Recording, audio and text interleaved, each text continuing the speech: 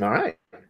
Hello, everybody. Welcome to the Erasmus Expeditions. This is the first video in a brand new series that I am calling Help Action, where I have a poor sod on and prod them with questions and things of that nature, hopefully some of which will come from the audience who may be tuning in live to this. Tonight, I am very honored to have my first guest be a person who hardly needs much of an introduction, but I'm going to give himself.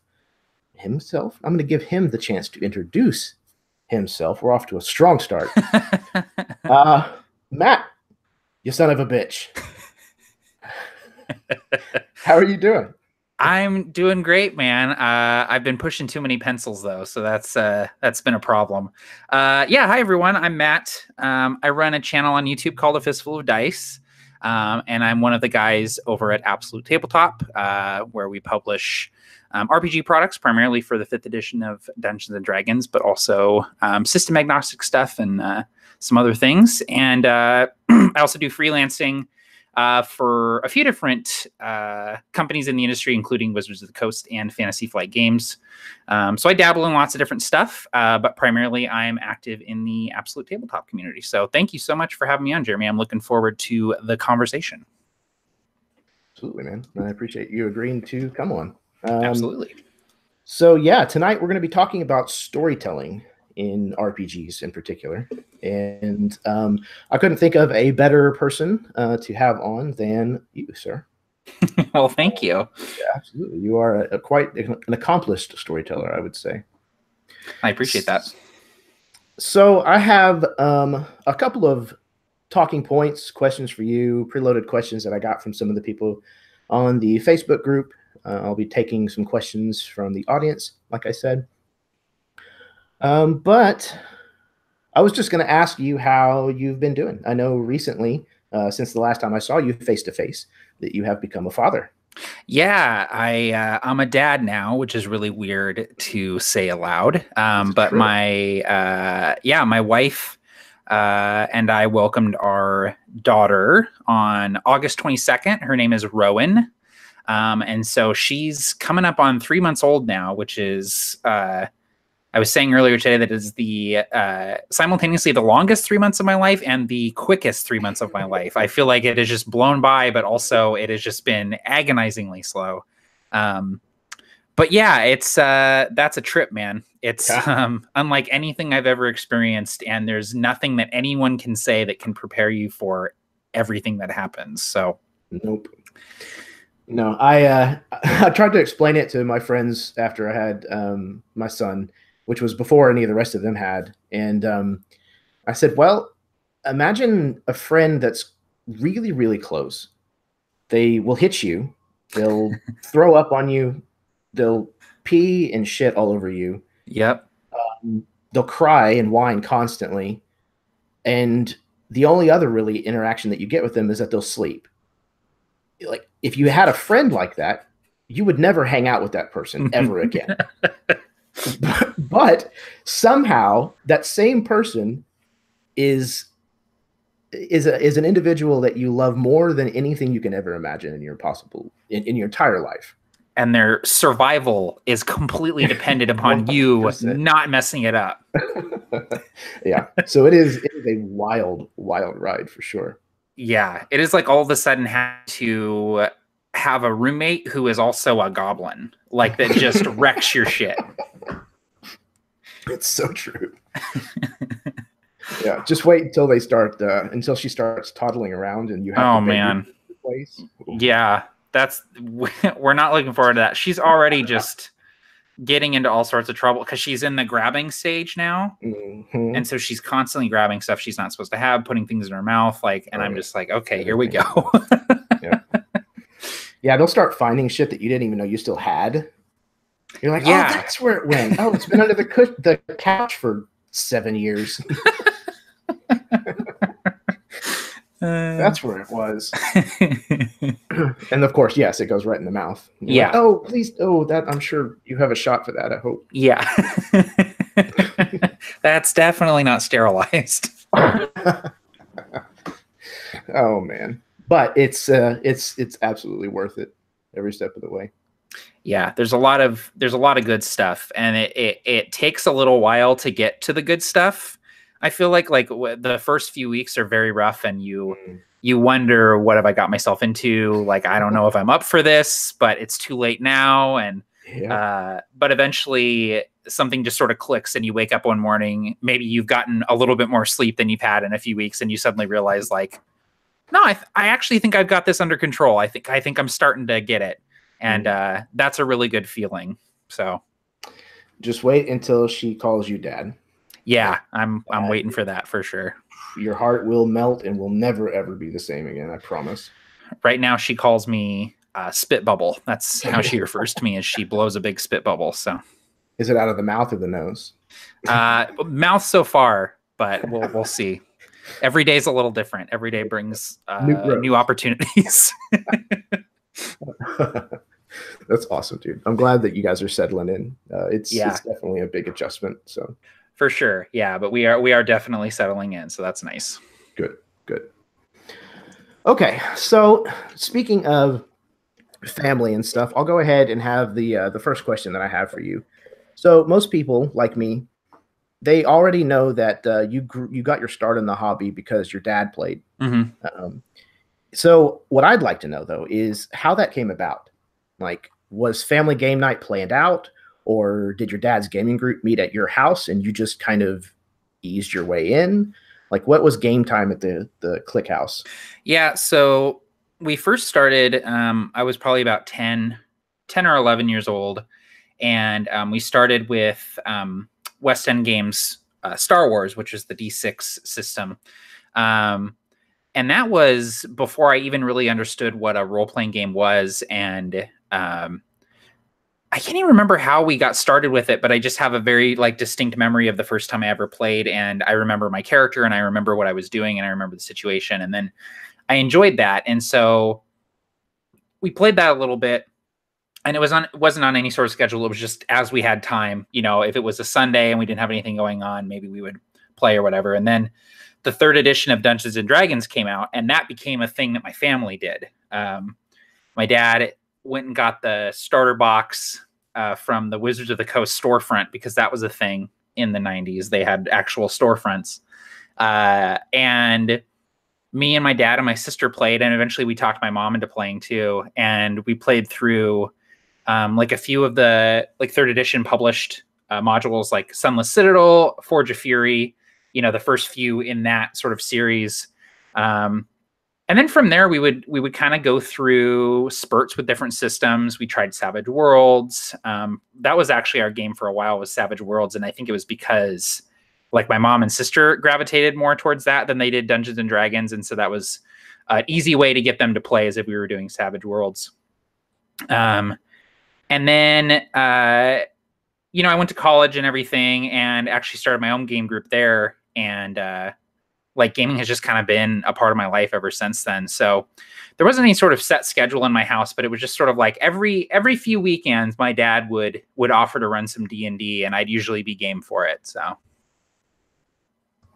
really cool. Yeah, I come from a very, very different setup. I didn't discover gaming until, I was pretty young. I was about 14. Right. But I learned through the Boy Scouts. Okay.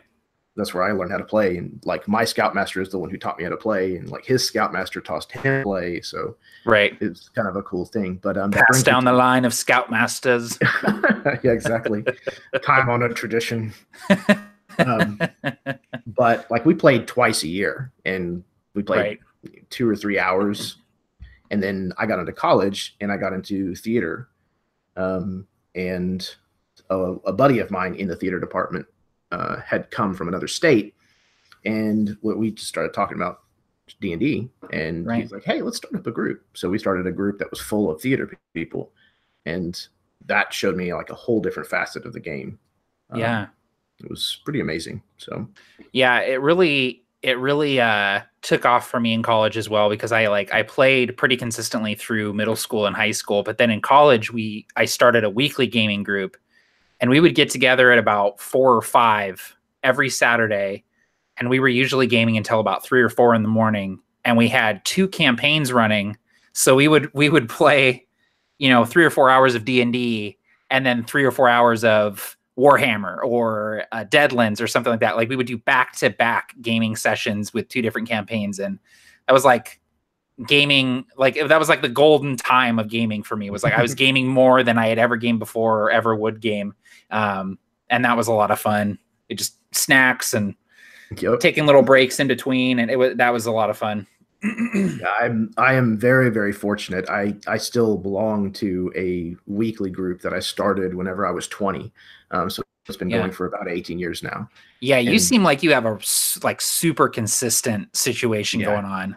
Yeah, well, like when I was 20, I had several people from Scouts that I'd played with who came and hung out at my house all weekend, and we would get started at 4 o'clock and we'd play till about 2 in the morning. Right.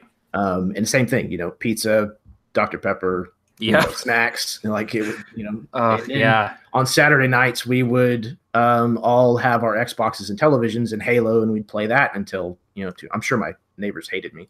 Yeah. But a lot of those guys were 14 whenever they started coming over, and it wasn't that big of a deal. It wasn't weird to me because I didn't even think about it, but you know, because their parents knew that I knew them from Scouts, they weren't worried about them going and hanging out at a 20-year-old guy's apartment. Right. Which in hindsight, it's really bizarre. Right. But, you know, then we were just playing D&D. So I think because a lot of them they started playing the game before they had jobs, before they had girlfriends, so a lot of them have kind of said no, like everything that they go through, they're like, no, D&D is a part of who I am. Right. And my weekly group is going to stay a thing. Yeah. And if you're okay with that, then we can be together. And if not, then sorry. Yeah. It's a deal breaker. Yeah. Yeah, absolutely. So now we have several spouses that are a part of our group. Right. One of the guy's brothers now part of our group. So yeah, we have a really good group, and we're all really close. We go to each other's birthday awesome, parties, man. And yeah, like that's the ideal situation that a lot of people strive for, is that sort of situation. So you're very fortunate in that regard, for sure. Absolutely. And I know that it's an unusual thing. I didn't used to, but now I do. Yeah. So I have a follow-up question. So do you think that you're going to do things different with Rowan, or are you going to try to keep it kind of the same as maybe like a tradition?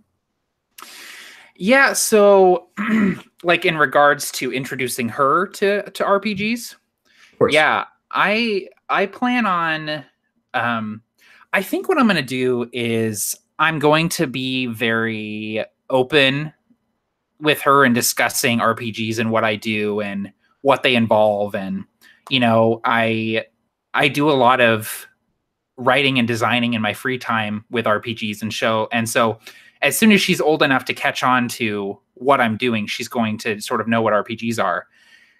And the day she asks, well, can I play? I'm going to say, absolutely, just give me 1 second. And then I'm going to go weep in a room somewhere just because it's finally happened, you know? Because I always joke, like, every single person you meet is a potential D&D player, including your offspring. Like, I can't wait for that day. And I'm really hoping that she enjoys it and that it's something that she really likes. But I also know that there were times when I was a kid that I didn't really like RPGs, or that I found them frustrating, or that they just weren't what I needed at that time. But I've always found myself coming back to them. And so I'm going to try and do what my dad did, which was to just be patient and not push, and try to find games and settings and things that were more appealing to me in the times when I wasn't necessarily wanting to play D&D or RPGs like that. So, yeah, I'm really hoping that it's something that the whole family can enjoy, because I mean, my wife and I met playing D&D. She joined my D&D group, my post-college D&D group that I ran out of my apartment. She was invited by a mutual friend, and that's how we met. And so it's always going to be a part of our lives and our relationship and sort of the fabric of this family that we've built. And so I'm really excited to involve Rowan in that eventually. Absolutely. Awesome. Yeah, it's one of those things where my son is interested but doesn't want to learn rules. and his attention span is incredibly short. Right. So there's definitely like he wants to be involved, and he runs us through a D&D game occasionally, and it's all fun theater of the mind. And he wrote up character sheets and like drew pictures of the monsters. We fought a treant the other night called brambleweed. Awesome. Branchweed. Branchweed. Yeah. So it's awesome. I can't wait until he gets more into the lengthy part of playing. I'm very excited for that. And that's I've thought about that too, about the attention span of children and how they're able to grasp sort of like numbers and mechanics and stuff. And to me, that presents an interesting challenge as a game designer, because I'm going to be like, well, how do I rework these mechanics or create mechanics to help her enjoy this game that I love so much? And so I'm looking forward to that aspect of it as well. Mm-hmm. Yeah, there's a pretty good system that I ran for a little while with my son and my cousin's kids, and it's put out by Wizards, but I think it's kind of unofficial. I think it's a children's author that actually came up with it. Oh, okay. It's called Monster Slayers, I think is what it's called. Huh. And it's free to download, and it's a really boiled down, simple system. Yeah. But it's modular enough that it's easy to create your own monsters and your own characters and all that kind of stuff. So it's pretty cool. That's very cool. Yeah. Well, excellent. So I think what we should probably do next is maybe one of our talking points. Yeah. So what are the key differences between storytelling and running an RPG? And what are the similarities? It's a good question. So for me, I think that storytelling is, well, I mean, it's in the word, right? It's telling a story. It's crafting a tale. It's presenting characters and the goals of those characters and the conflicts that get in the way of those characters achieving their goals. I feel like role-playing games are not necessarily a separate thing, but rather a tool for doing just that, for telling stories. And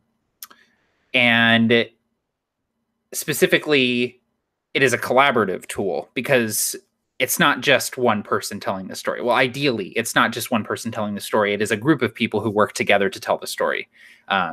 Because everyone comes to the table with different characters, and those characters will typically have goals and motivations.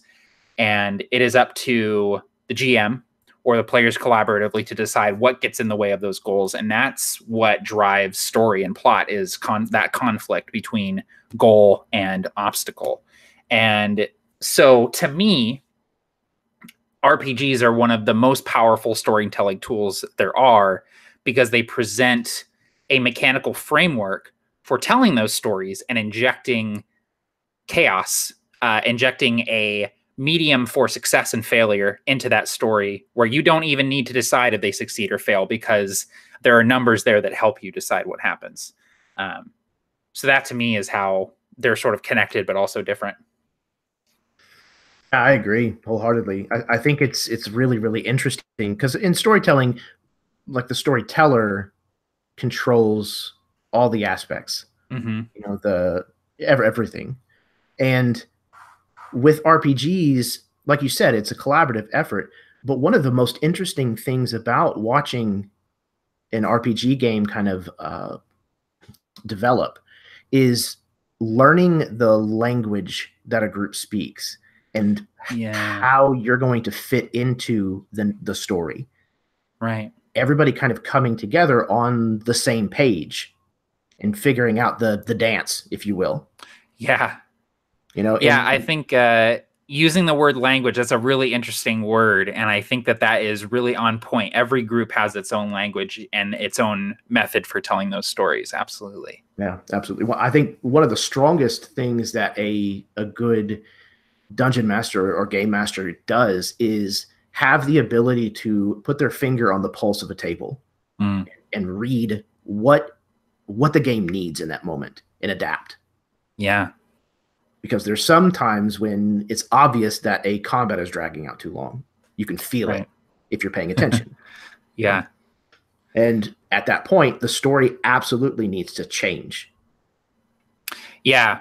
And that's a sixth sense that can only come from just doing it, from running the game. Yeah. And every time you run a game, it's a little bit easier than the last time. And I think that's where a lot of new game masters get held up, is they don't know how to pump the brake or put on the gas like they want to be able to do. And that's something that comes with time and experience, is learning how to effectively manage the pace of a story being told at the table. Absolutely. That actually ties in beautifully to one of the questions that one of the people asked on the Facebook group. So I'm going to go ahead and pop that up. Great. So Karen Davies asks, how do you know when to jump forward in time between sessions, or even during a session? When do you let your players experience downtime? This is something that I've actually been thinking about a lot, is downtime, because I'm running more campaigns, and for a while I've been running one shots, and I'm going to say I'm getting over one shots, but that puts a negative spin on one shots, and that's not what I'm trying to say. But one shots aren't giving me what I need right now for RPGs. And so I want to run more campaigns, and specifically I want to run short campaigns. And that's what I'm doing with our Legend of the Five Rings campaign, which is coming up here, is a nice 3 sessions. We'll be able to actually get into the characters a little bit, learn about them, and have an arc happen where we wouldn't necessarily be able to do that with a one shot. And one of the things I'm thinking a lot about is, how do I manage time with 3 sessions? How do I manage downtime with 3 sessions? Because I want there to be time that happens in between the sessions. And I want there to be opportunities for the characters to train, to learn, to buy new gear, to see to personal matters, with their clans in between these sessions. And how do I do that? So for me, specifically during a session, like the jumping forward in time thing, I like to think of it as a movie. And I've always been a very cinematic game master, and I think cinematically, and I think about camera angles, and I think about pacing, and I think about how the story is constructed from the standpoint of watching a movie. And so for me, I just think about, where does the editor cut this scene? Where does the important shit stop happening? And when do we start moving on? And that can be tough sometimes, especially if you're running for a group of people you're not necessarily super familiar with, because you never want to say, okay, we're moving on to the next thing, and cut people off. But like I said earlier, there is this sort of innate sixth sense that you start to develop as a game master, because as a game master, you sort of start to develop superpowers. And I use that term jokingly, but it's very true. You really start to learn how to read people and how to manage the atmosphere and the pace at the table. And you will develop a sense for, the scene ends here. That was a really good line of dialogue to end the scene on, or that was a really good image to end the scene on. And I really enjoy doing that. I get the same sense of satisfaction out of doing that I do when I'm editing copy, or when I'm editing a video and I cut it just at right the moment. And that's something that develops with time for sure. But think of it cinematically. Think of it like a movie. If you're watching a movie and the scene feels like it's dragging on too long, that means the editor should have cut it a few lines of dialogue earlier. So that's what I try to do. I could not agree with you more. I'm the same exact way. I mean, like you said, it is a lot like a film. There's just a certain point that you reach where you can feel it. Again, there's a little bit of psychology involved in dungeon mastering, and you can tell when people have had enough, or when it's the right moment. Exactly. And especially if you have responsive, like reactive players at the table. Mm-hmm. Like, I have one person in my home group who has not been playing all that long, but she is incredibly visibly and audibly responsive to things. So like, you just start describing something gross and she makes like noises. Yeah. And so that's crack cocaine for a Oh DM. man, it's That's the best. I've got you. I'm going to start pulling on that string now and get more because that's infectious. Yes. The rest of the table will pick up on that energy, and it lifts the whole tone and energy at the table.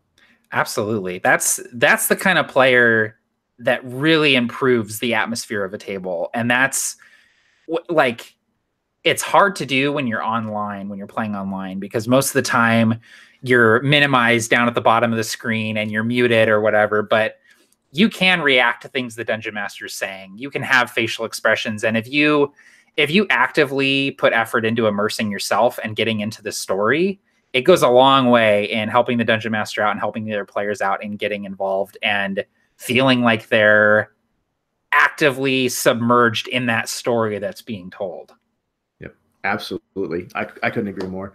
When I first started playing online, I was filled with my inhibitions and like, oh, I don't know about this, and oh, they're gonna judge me if I do a voice, and what if I screw it up, or God, what if I do a French accent and somebody in France listens, and all of these horrible things, and then I reached a point where I was like, you know what, I'm just gonna do it. Like I don't care. Like I'm just gonna do it, and I'm just gonna throw myself in. I'm gonna get excited when somebody else rolls a 20.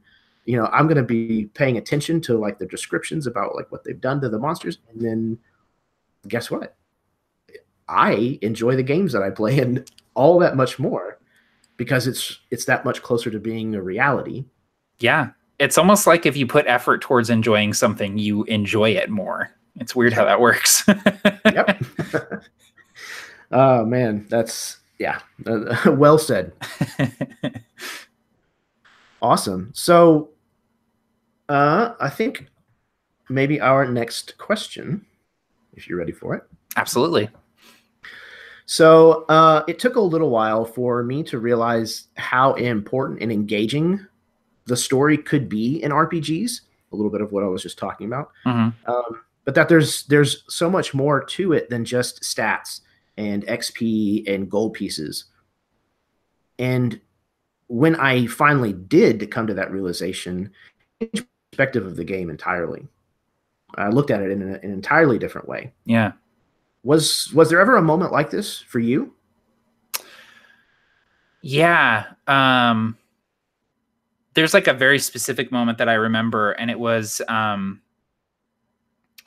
so I would have been, this was after college, and I had a really solid game group for a couple of years after college, and we met every single week for a long time, and we would always do meals together, and we really bonded over this story that we were telling together. And it started out, as most campaigns do, not really knowing the characters, not knowing exactly where it was going to go. We all just had sort of vague ideas, and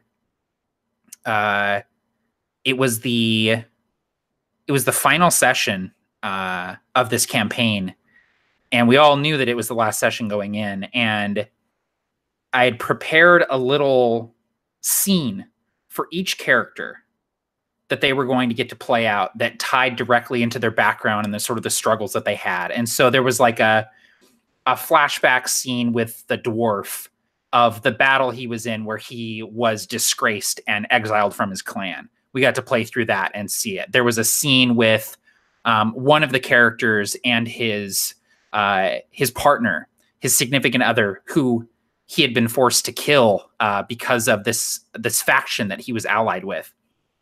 And we went through all of these scenes, and I remember looking up from the GM screen, and every single person had tears in their eyes, and a few people were just hands over their mouths, just watching, just rapt attention. And I hate to use this cliche, but the silence was so heavy. And I just remember goosebumps and this feeling of like, holy shit, like they care. They care about this story that we've told together and these characters that we've created. These characters a year ago were numbers on a sheet, and now they're real. Now they are real characters, and we're playing them out here. And we're probably not going to see these characters again. And I just remember how amazing that felt. There is no higher high than that for me. And I felt that again when I was running the Provokers. It happened a few times in the Provokers with those guys. And if you can get that, if you can find a group where that happens, like, there is just nothing else like it. There's nothing else like it. And it is so cool because it's not like it's a story that you presented to them. It's a story that you told together. And there's like, what other thing is there that does that? There isn't a thing that does that. And that's why RPGs are just the best shit in the world, man. Yeah, indeed they are. There is no, like you said, there's no other way to do this. The thing that RPGs accomplish. And it is just the weirdest sensation to be moved so emotionally by complete fiction. Yeah. And it's not fiction that you say, like you said, it's not fiction that was published. It's not fiction that was shown on a movie screen. It was something that was put together piecemeal, one moment at a time, through months, years, however long. And the best thing about it is you can be moved to tears and be completely emotional. And you remember all of these epic moments. But chances are that along the way, it was also alongside fart jokes and snacks and, arguing about who's going to get to pay for pizza. Yeah. And, that's the most amazing thing about it, is that it was done through a deepening of the bond of friendship. Yeah. The friends that I play with, they are more than friends to me. They are my family, and I consider them brothers in arms, not because I feel like I fought in real battles with them, but I kind of do. Yeah. Well, you've overcome great obstacles and like had epic encounters with these people. I mean, you've told grand stories with them, and there is a bond that forges between you because of that. Yeah, absolutely. I feel like I've stood beside them in a shield wall and bled. Right. And, I've held their hand while characters have died. And, all of this stuff, it feels very close to being real. And that's an incredibly powerful, formidable tool. Yeah. Psychologically. Yeah. I think. Well, and as a game master, you're in an interesting position too, because often you're the driving force behind the terrible things that they're having to contend with. You're throwing those threats at them. And that is always, it's such a strange feeling. And I remember during the first Provokers campaign, when they fought the dragon, and like having to roll the opportunity attack from the dragon when Durgan turned his back and ran away from it. And I knew the campaign could end here. Dice is dying. Durgan has like 2 hit points left, and this black dragon gets an opportunity attack on him because he's running towards his friend to try and save him. And there has never been a heavier dice roll than that. And it was like, you're in this position of, I am the arbiter of this game. Ultimately, I am the one who enforces the framework of the rules, but also I really want to see these characters succeed. But if I make it really hard for them to, it'll be that much more rewarding at the end. And that is why, for me, being a game master is the best. Like, I love playing RPGs in general, but being a game master is absolutely my favorite thing in the world. Yeah, I have a hard time choosing between the two, but I enjoy being able to challenge a party up to the point where even seasoned gamers go, oh shit, man, I don't think we're going to make it out of this. Yeah. And they really start to fret and worry because they've grown attached. And then you get them to that edge, and then they pull it out in the end. They come out and they're all in single-digit hit points, and and they're smiling and happy and excited and pumped because of how close it came. Right. How real it felt. Yeah. So that actually brings me to another one of our talking points. And the question is that I'm going to ask, what is it about stories that make them so intrinsic to us as humans? why do you think it is that ancient peoples used stories to translate warnings and morality through things like fables and fairy tales? Man, that's getting deep into it, man. I just think that there's something innate within us, and like what is Brandish calls it the fire, like the hearth. You know, the RPGs are, it's gathering around the fire for stories. It's the same thing that we've been doing for millennia, just in a different sort of scope with rules attached to it. And I think that, like, the world has a lot of awful things in it, and we as human beings, like, have a lot of struggles that we go through and a lot of things that we have to contend with, and a lot of like the way our like brains and like chemistry work are really weird, and like our emotions do weird things, and we think strange things.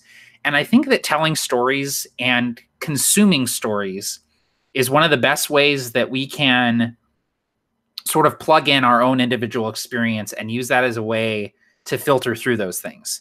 And that's not to say that RPGs are therapy, although I think that there is some validity to that statement, because they've definitely had therapeutic effects on me. But I think that RPGs serve a similar, if not the exact same purpose as those old stories did and those old fables did, is like, we got to use something in order to understand the human experience. Like, it has to boil down to some elements that we can use here. And like the struggles that characters go through and the goals that they have and like the obstacles that get in the way are often things that we can relate to, because those are the things that we contend with in our life. And it's like, yeah, they might be riding off to fight a dragon, but ultimately this character is really wanting to impress his parents and he's just never been able to. This character over here is dealing with like substance abuse. You know, he has something that he relies on too heavily and he's using it as a crutch. That character over there, her sister died and she still hasn't gotten over it. That's all stuff that people deal with on a daily basis. And when you put it in the form of RPGs, it takes on this sort of fantastical sort of thing. And it's like, well, no, I can surmount that. I can overcome that obstacle. I can do great things despite that obstacle. And I think that that is really satisfying and really, like I said, therapeutic for humans to be able to do. And so that's, I think those stories way back in the day helped us do that. Music, movies, books, they help us do that. RPGs fill a similar role, even more so because we are actively immersing ourselves in there and taking on a role within that world. Yeah, absolutely. Yeah, I think RPGs serve, and stories in general, they serve as a vicarious way of experiencing things in life without having to take the risk of real danger. Right. You know, I am here to tell you, and if I've learned nothing else in my 38 years on Earth, dragons are very real.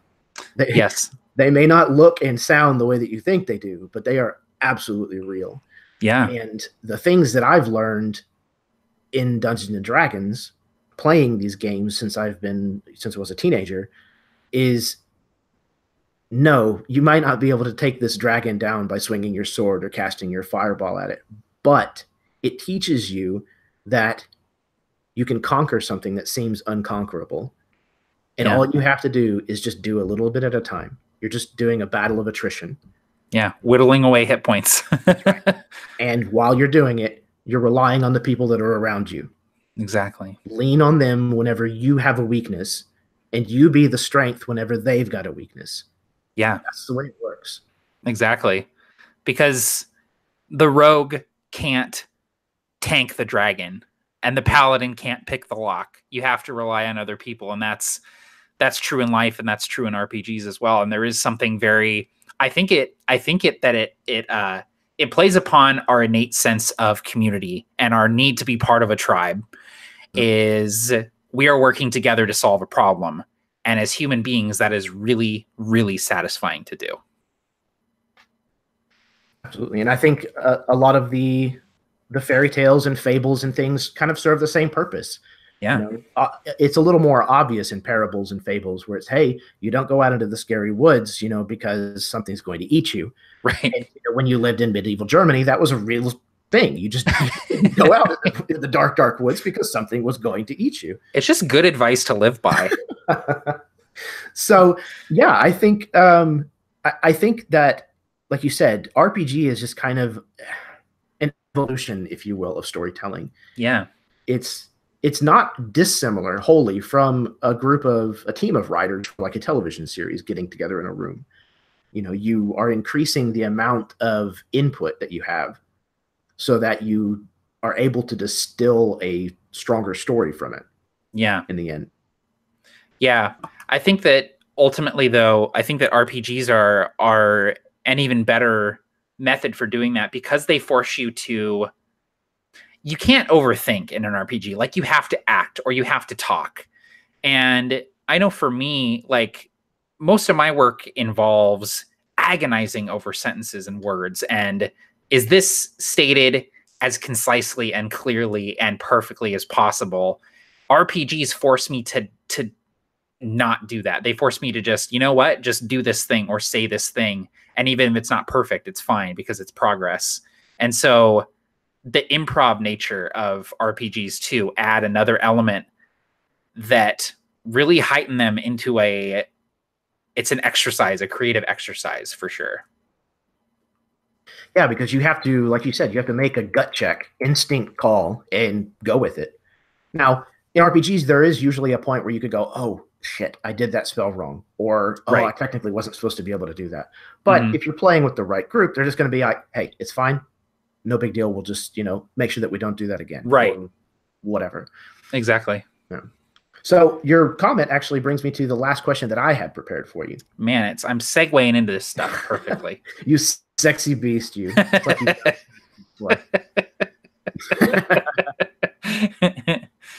So my question for you is, you work professionally in the world of game publishing, both on the independent side and in the big leagues.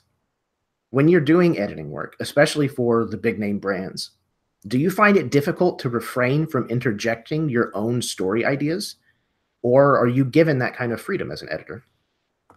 So this actually leads me to a funny story, which was, so when I was first working on Dungeon of the Mad Mage, which at that time was called, it had a code name, which was Catacomb.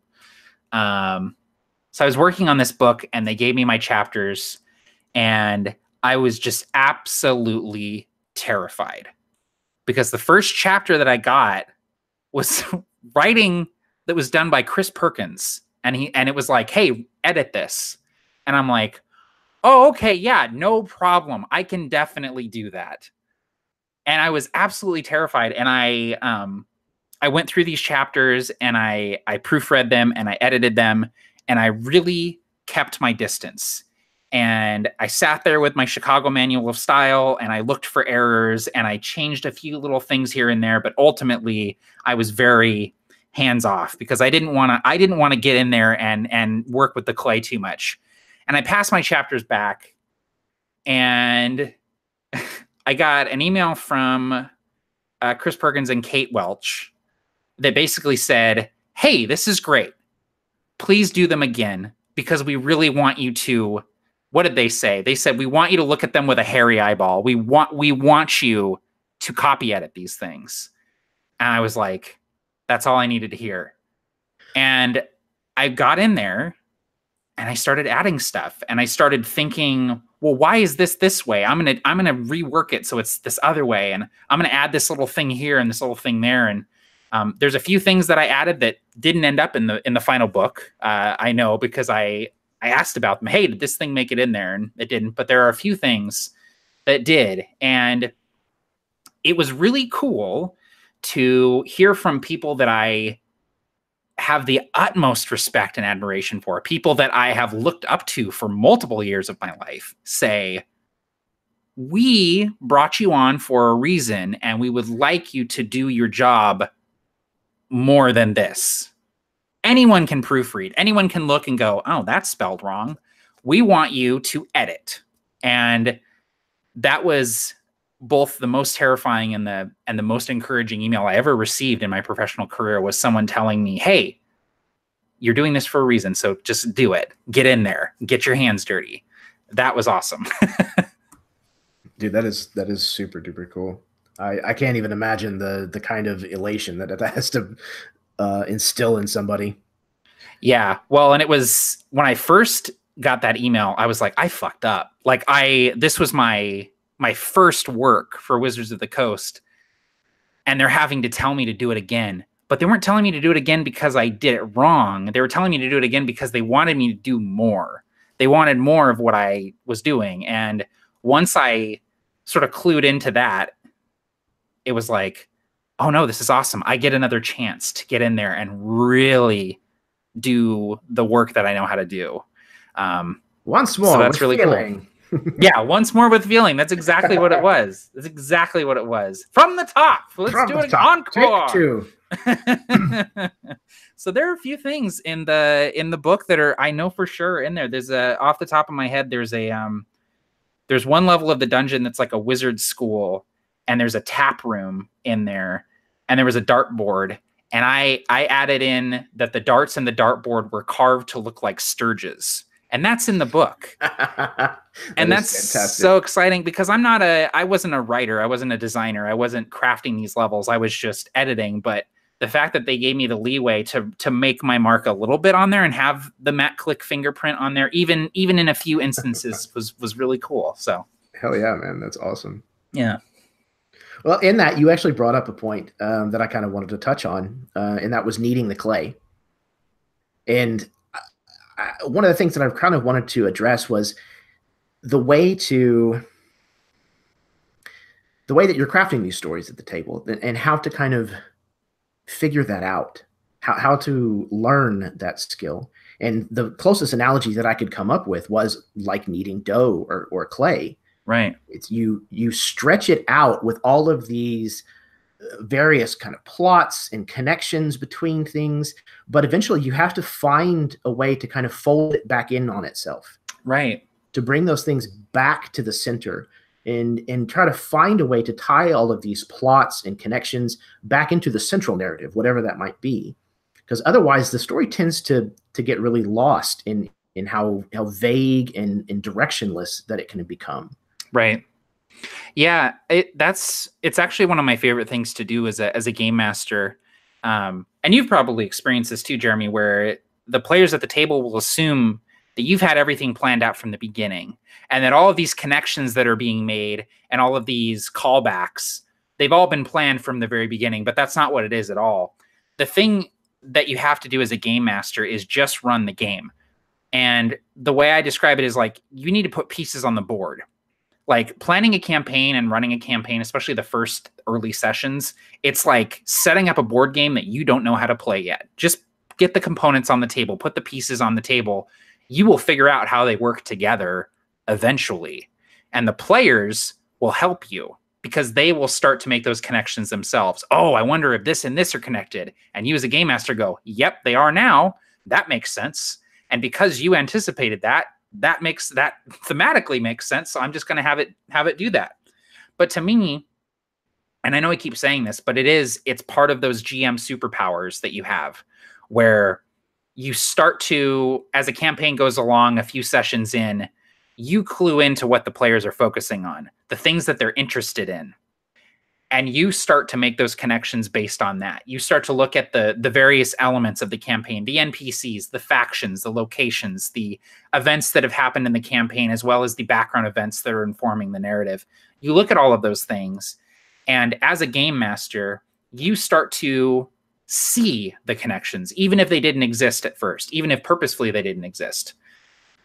Like, once you get to that point, you start to see the threads and you can draw them together and make those connections. And that to me is really, really rewarding as a game master. And it's something that cannot be forced. It's something that will come naturally if you just try at it. And it's something that a lot of the times will click for you when you're in the shower, when you're driving, when you're on the toilet, anytime when you're not actively prepping. Yeah, trying to sleep, laying awake, wide-eyed, just thinking about your campaign. Those things will click for you. And that's why I always have my phone with the notes app or something to write with, because there have been so many times when I haven't known what to do in a campaign, and all of a sudden it has just hit me. I remember when I was running the first Provokers campaign, we were getting about halfway through it, and I needed a way to feed them information. I needed a way for them to learn more about the villain of the campaign, the Corruptor, without the Corruptor being like, hey guys, here's my backstory.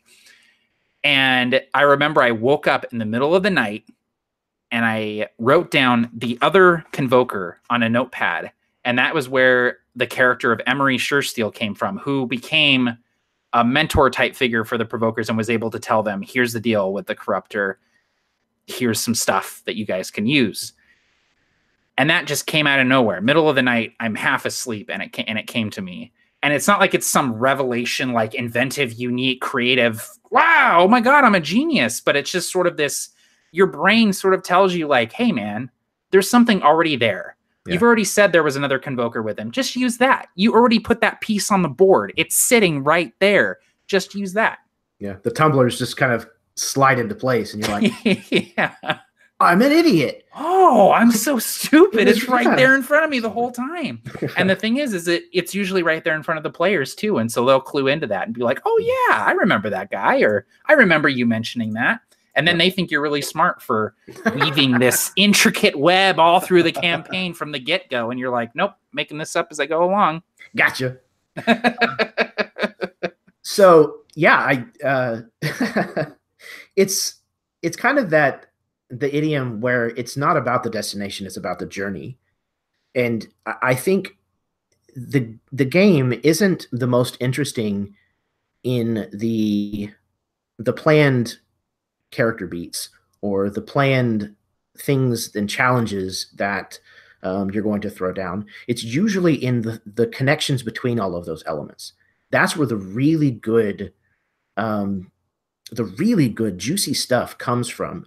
It's not the fact that you're such a badass fighter and you're this misunderstood mage. It's how you relate to one another, what your background brings to the table, and then what you guys do with it. That's where the really interesting stuff comes from. Yeah, absolutely. And that's, as a GM, your greatest resource is your players and their characters backstories and their goals. Like, that's what you mine from, man. That's where the really good shit is. You can pull stuff from that and tie it into the world and the story that's being told. Like, the story will be that much richer for it, and the players will be that much more immersed. Yeah, I agree. So I have several other questions that were given to me that I need to try to get to. I'm going to cut some of my talking points a little short. We are rolling up on an hour, and I don't want to keep you too long. So I'm going to start going through those. So Caius, I think it's Caius. Yeah, Caius, yeah. Caius Wallen asked, what is the balance between the story element and the game element? Have you ever played a game where there was too much story and not enough game? Have you got any tips for defining the right balance? Maybe not for people in general, but for your own tastes, at least. It's always kind of interesting when people kind of make a distinction between the game and the story, because I feel like they're not necessarily opposing elements. You know what I mean? Like, I feel like it's not necessarily the game is taking away from the story or the story is taking away from the game.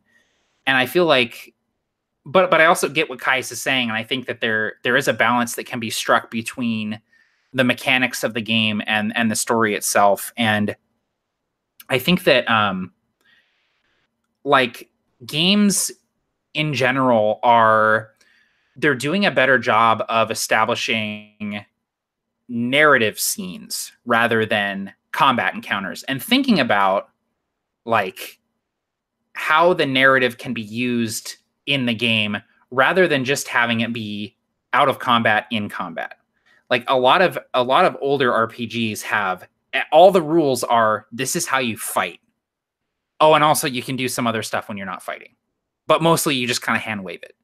But like something like Legend of the Five Rings, which I'm reading through, like they construct narrative scenes like you would a combat encounter where there are stakes and there are risks and there are mechanical like effects that can happen depending on what you're doing. And I feel like that's a step in the right direction, not necessarily gamifying the story, but giving you mechanical tools that lend themselves to a tense negotiation or a chase scene or haggling with a merchant or investigating a crime, and not just swords out, let's go fight. And I think that's good. Like there are some systems that gamify it a little bit too much, I think. But it's all about taste. It's all about how you want to do it. I think that if you can change the dials in your mind where you're not just thinking combat out of combat, but everything is a part of the story. And if you have a combat, that should further the story as well. That should have some stakes involved that play into the story. Then I think the balance really falls into place without too much effort. Absolutely. And I think there's situations where mechanics can get in the way of a story. And that's the moment that you hand wave and throw the mechanics out the window. Exactly. Like hopefully your table is mature enough to handle that and understand that's why you're doing it and that you're not screwing them or whatever. Yeah. But there's also moments when narratively something might not make sense that I think there needs to be a moment of, well, for the sake of the game, like let's do this.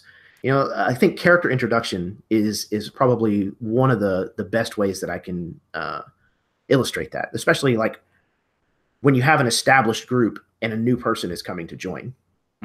Instead of dragging out the getting to meet you, getting to know you stuff that can eat up in a whole session easily.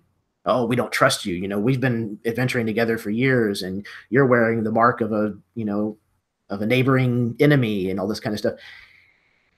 It's fun, but I think there's a little bit of an obligation on the player's end to try to get through that as fast and smoothly as possible with the understanding that it needs to end with that person being a part of the team. Yeah. There's like player buy-in is the phrase. Like the players need to put effort forth. Like I think a lot of players, and well, I shouldn't say a lot of players. There are certain players that think that they are just sitting there to be entertained and they can just passively sort of react to whatever the GM throws at them. But being a player it's work, it's energy. Like you need to be actively involved and you need to have player buy-in because ultimately your job is to help the GM tell the story at the table. And so exactly what you're saying, like the understanding of like, this person needs to be a part of a team. It's fun to have this conflict starting out, but this isn't something that's going to lend itself to the story. This isn't something that has stakes tied to the narrative. So we should get to the point where this character is part of the team now, and that's our job as players. Absolutely. It's part of being a proactive player. It's not just being reactive and like you said, just consuming.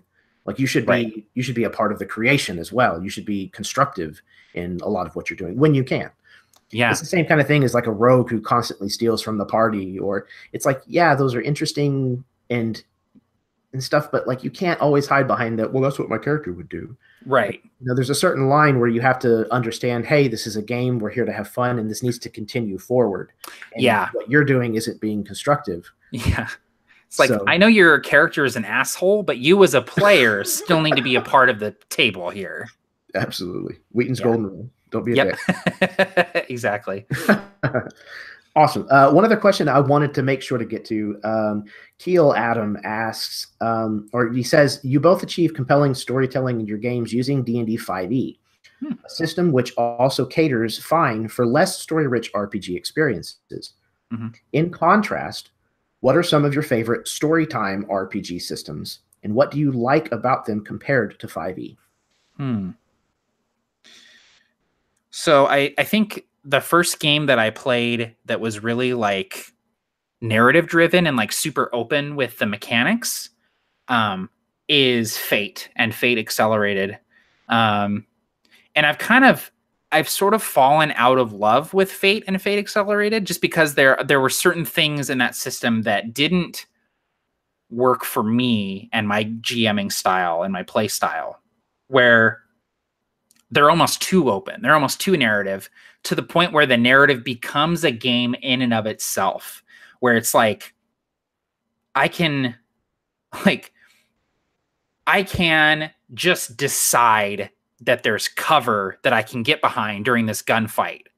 But in Fate, I need to make a roll to create that element in the story. I need to create an advantage, and I need to make a roll, and somehow my character's abilities are tied to me making that roll to say there's cover here that I can take cover behind. That, to me, is a little too far in the other direction, where it's almost like it goes to the story side of the spectrum and then flips upside down, where all of a sudden the story is a game. And that's really weird to me when that happens. But I like that element, and like Apocalypse World and Dungeon World are another two games that I've dabbled in and read about, where I do like how story focused it is, but sometimes the story can become a game. And I know I've talked about this a lot, but I'm reading Legend of the Five Rings right now, and that game has mechanics that are tied to the world. There is nothing about Legend of the Five Rings that feels generic to me. I don't think I could run L5R in another setting or use it to run a different type of game. It is specifically built with the lore baked into it, and how the roles work feels like part of the setting. It feels like the roles themselves are sort of immersive. And that's really cool to me. And I really, really like that sort of story first kind of thing. Yeah, I think that answered the question. Yeah. Yeah, I'd say so. And I agree. There are certain games, and I kind of feel this way about Fate as well, where you're gaming the story in order to get a mechanical advantage. Yeah. It's, okay, yes, we get it. You're going to try to sneak your way through the conversation. Right. You're going to try to do so. Okay, yeah, we understand. But having those players constantly trying to eke out a mechanical advantage by cheesing the story, it does. It kind of undermines itself in a lot of ways. Yeah, and you're always like, well, I have this background aspect, and it makes sense for me to apply it here. Like, it turns into, and obviously it depends on who you're playing with. Absolutely. But for me, like, it just ultimately, and it's hard for me to stop myself from doing it, because you want the most dice you can get. And for some reason, every time I played Fate, I've just rolled like complete shit. So I'm always trying to get more dice in the pool. Yep. But it does become a game of like, how many dice can I con my way into using the mechanics as a leveraging tool against the game master? Yep. And that's why, I think a lot of those, I think that a really good narrative system, and I haven't played L5R yet, and I'm looking very much forward to seeing that play. But in my experience, most of the time, if there's a lot of mechanics, it tends to take away how narrative a game system can really be. Yeah. And vice versa. Mm-hmm. So some of the narrative game systems that I have found a love for are Fiasco, Dread. Yep. And the one that I've been running recently on my channel, Reflections. Yeah. They ask very little going in, usually. Sometimes the setup of the game, like when you sit down to play before you actually start, can take a little while. Yeah. But it usually ends up paying off in spades by the end of the game. Fiasco in particular is a game that, so I've only played it a couple of times, but both times I've played it, it's been like halfway through, we almost forget we're playing a game. Like the rules completely go into the background, and you're standing in your friend's living room, like pointing finger guns at each other in a standoff, and you're like, this game is fucking awesome. I love this.